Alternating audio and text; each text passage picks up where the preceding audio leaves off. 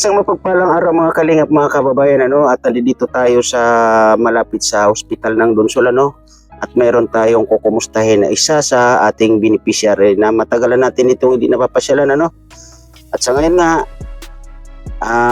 papasyalan natin at makumusta muli.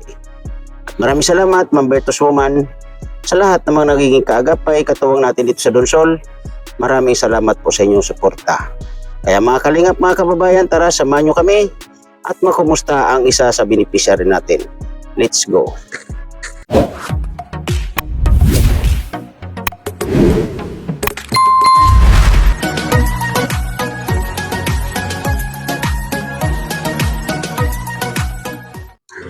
Ayan, dito tayo, At puntahan natin yung isa sa beneficiary natin.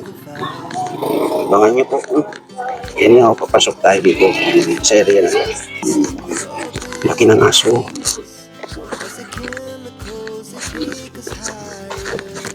Dami ng aso dito. Ito,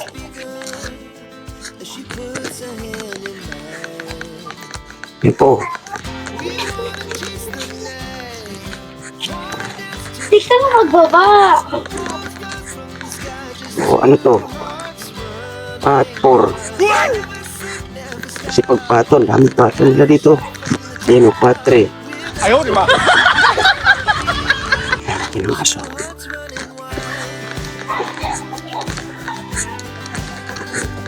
Ayan o.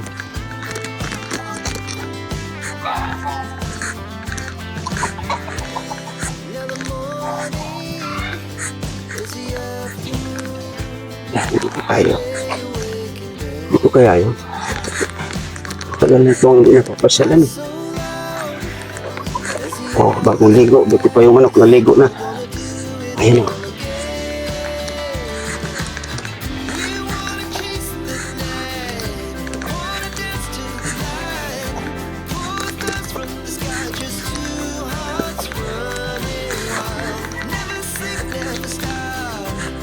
Okay. Beta. Ito.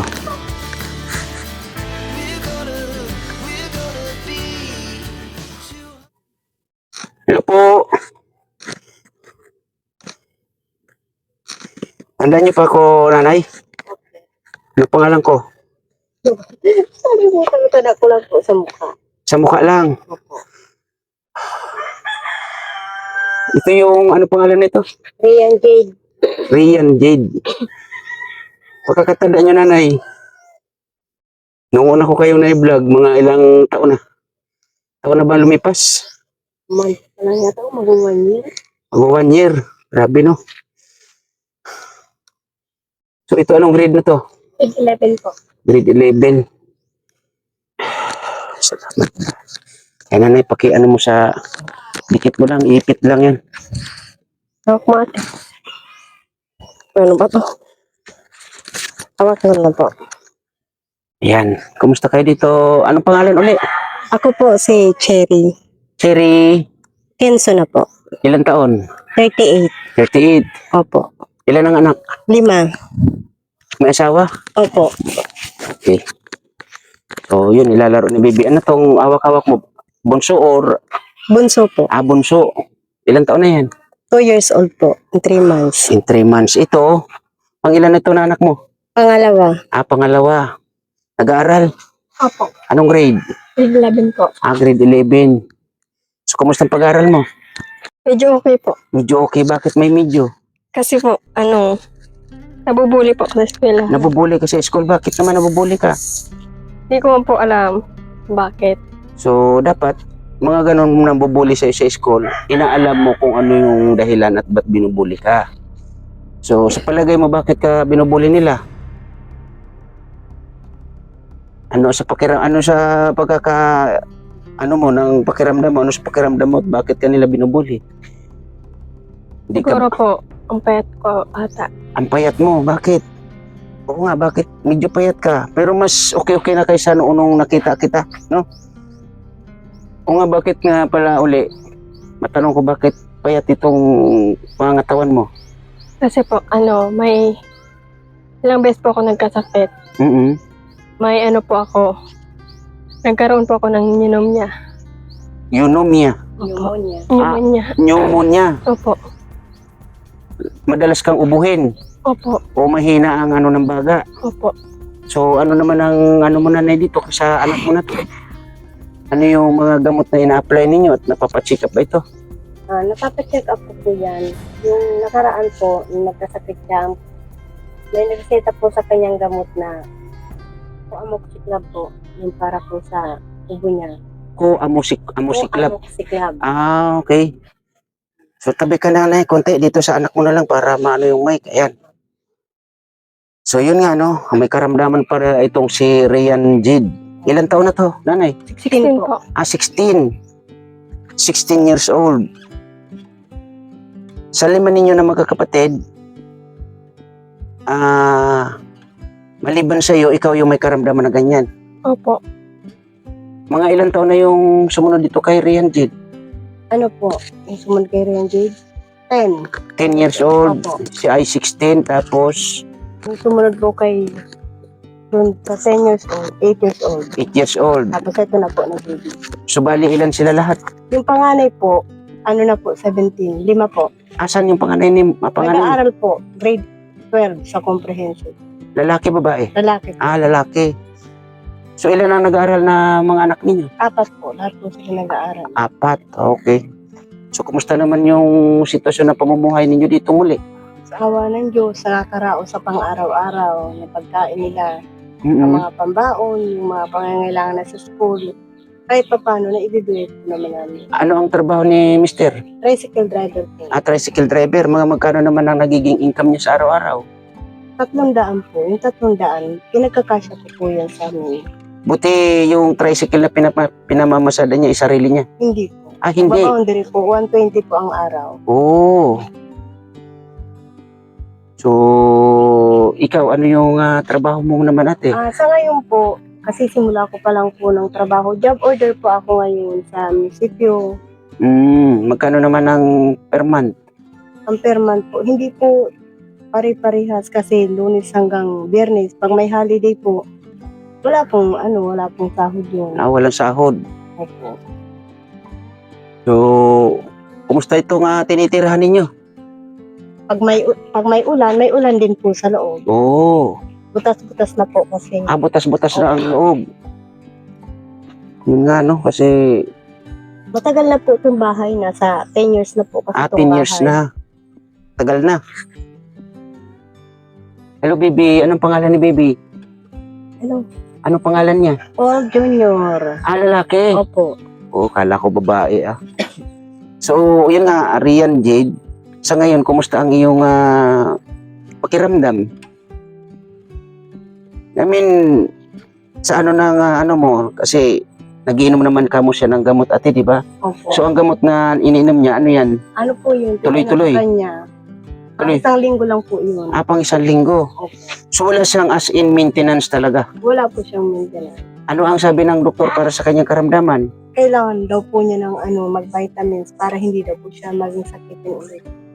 So, sakitin talaga siya. Opo, sakitin po talaga siya. Ngayon po, kagagaling-galing din niya. Mm. Trangkaso. Trangkaso. Nagtrabaho po siya. Oo nga, kasi medyo payat nga mga kalingap, mga kaibigan si Rian dito.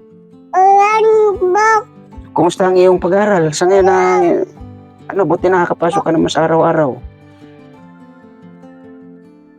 Di naman po araw-araw ako nakakapasok kasi nahihiya po akong pumasok sa eskwelahan kasi nabubulit talaga po ako. Hindi, huwag mong ikahiya yung ikaw. Ano man yung pambubuli nila sa iyo, gawin mong inspirasyon yun. Na ituloy mo, ipagpatuloy mo ang iyong pag-aaral. Ano ba ang gusto mong maging? Maging soon to be maging dress designer. Dress designer. So, ano yun? Ano yun? Yung Mananahi. mananahi or magdi-design ng mga pangkasal, mga ng mga damit, gano'n. So, bakit naman yun na nagustuhan mo? Kasi po, para po, pag kinulang na po ng damit yung mga tao, kaya ko pong mag-produce ng mga damit. O makapag-provide ng mga damit.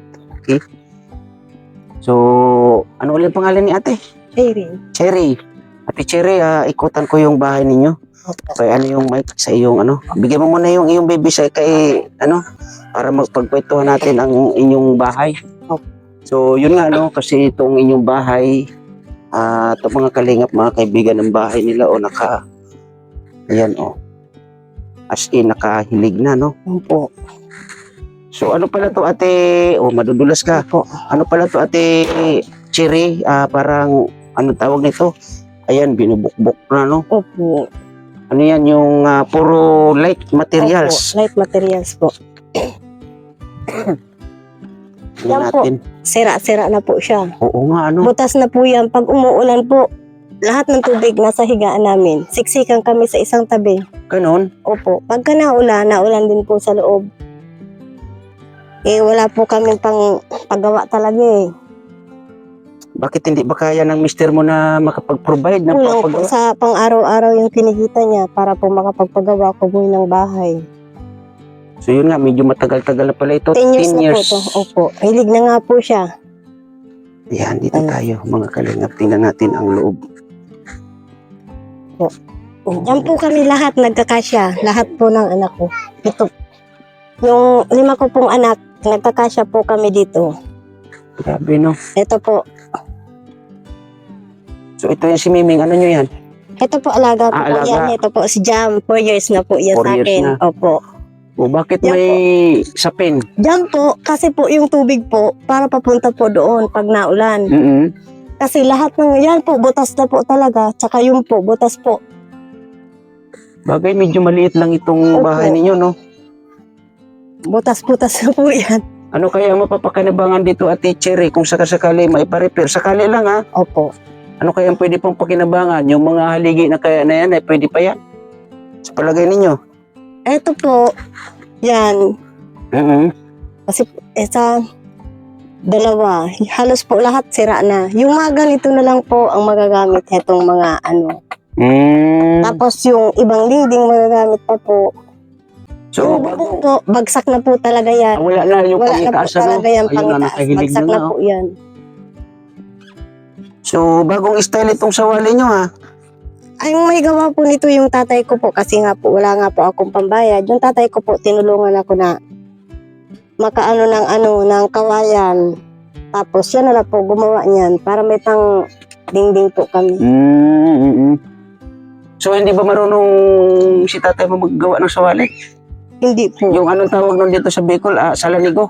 Ay, hindi po. Ganito lang po yung ginagawa ng tatay ko. Kasi po yung salanigo, matagal po yun. Ito po, halos isang araw lang, pwede nang gamitin. Yung salanigo, matagal po yun. So, meron kayong ganyan dito? Binibili po yun. Binili po ng tatay ko ang bawat isa, 100.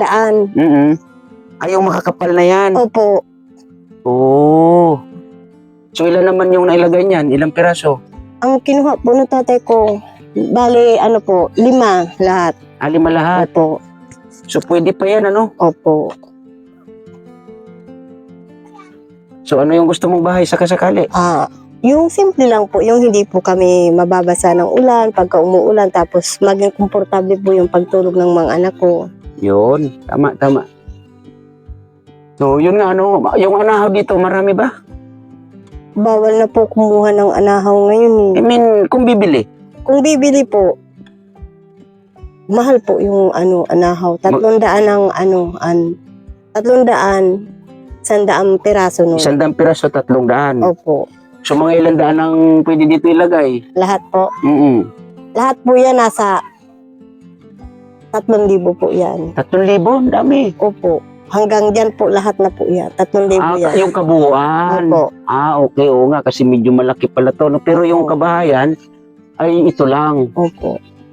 So kung sakasakali, yung kabahayan lang na ganito kalaki, di naman siguro abutin ng 2,000 yan. So, dasal lang tayo Ate Cherry pag magkaroon tayo ng kwarta. Opo. Dasal lang tayo kasi ganun ang gagawin natin. Laging magdasal. Opo. Lagi naman po, araw at gabi nagdadasal. Yun, tama, Yan tama. po ang lutuan ko. Nga, ito ang inyong lababo. Opo. Kasi po bumagsak po yan nung malakas ang ulan. Yan po, butas-butas Oo po. nga, nakahilig na oh. Hilig na po talaga siya. So, ibig sabihin, pag ito Ate Cherry pinagawa, dito hindi pa sure ha, hindi sure ha. Ito ay ano lang tayo, baka sakali. Opo. Ha?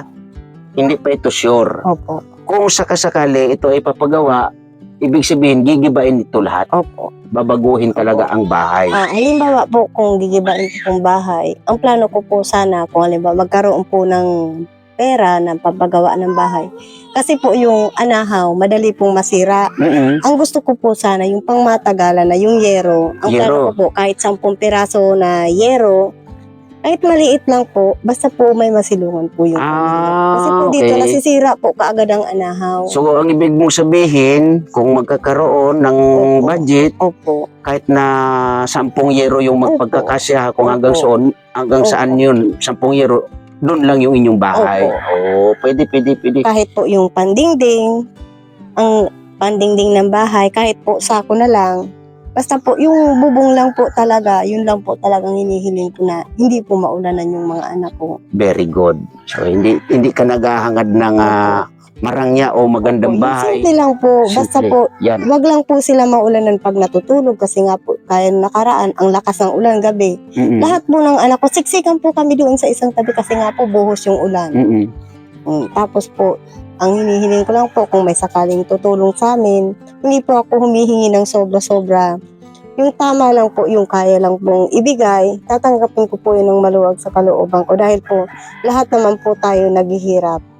Sana po, gabayan po kayo ng Panginoon na magkaroon po kayo ng sapat na maibibigay sa amin ng kahit konti lang po, masaya na po ako doon para po sa mga anak ko.